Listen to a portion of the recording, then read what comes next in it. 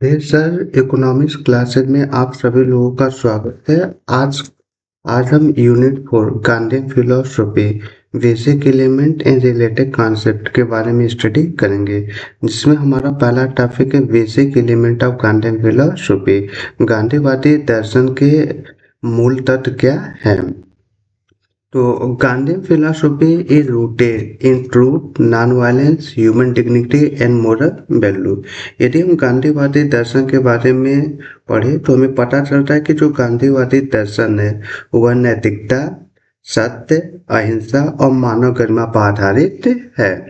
एक main element include, यदि गांधीवादी दर्शन के मेन एलिमेंट की बात करें तो उनमें पहला है ट्रूथ, सत्य।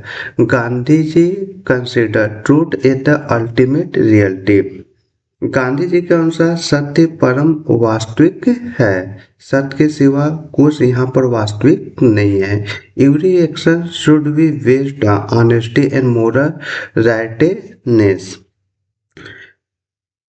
जीवन और राजनीति दोनों में सत्य का पालन करना चाहिए। आप जितने भी वर्क कर रहे हैं, जितने भी मोरल वैल्यू को फॉलो कर रहे हैं, वो सभी सही होना चाहिए। कहने का मतलब है, गांधी ने बोला था कि जीवन का यदि कोई चीज सत्य है तो वह सत्य ही है और कोई दूसरा चीज सत्य नहीं है। सेकेंड हमारा नॉन वायलेंस, अहिंसा। Non violence means avoiding physical harm as well as hatred. Non violence का मतलब होता है कि आप किसी को किसी भी प्रकार से, किसी भी तरह से कष्ट न पहुंचाइए। यदि आप किसी को मन, वचन, कर्म से किसी भी प्रकार का कोई कष्ट दे रहे हैं तो आप उसके साथ हिंसा कर रहे हैं। हिंसा का मतलब केवल ये नहीं होता है कि किसी को शारीरिक चोट पहुंचाना। यदि किसी को आप मानसिक पीड़ा दे रहे हैं तो भी हिंसा की कैटेगरी में आता है। Social and political change should be achieve through peaceful mean. यदि आप सामाजिक परिवर्तन लाना चाहते हैं, राजनीतिक परिवर्तन लाना चाहते हैं, तो आपको शांतिपूर्वक साधनों का प्रयोग करके ये परिवर्तन लाना होगा।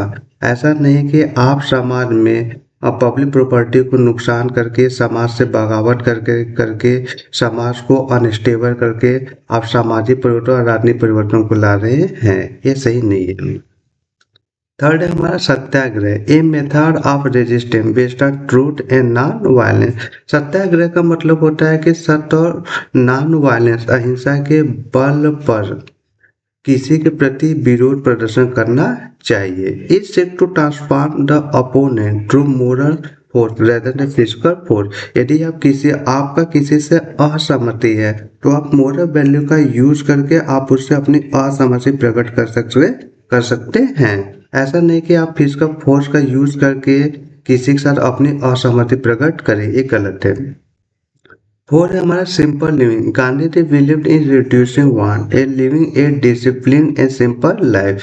गांधी जी का विश्वास है कि हमें अपनी आवश्यकताओं को कम करना चाहिए और हमें एक अनुशासित और सिंपल जीवन जीना चाहिए।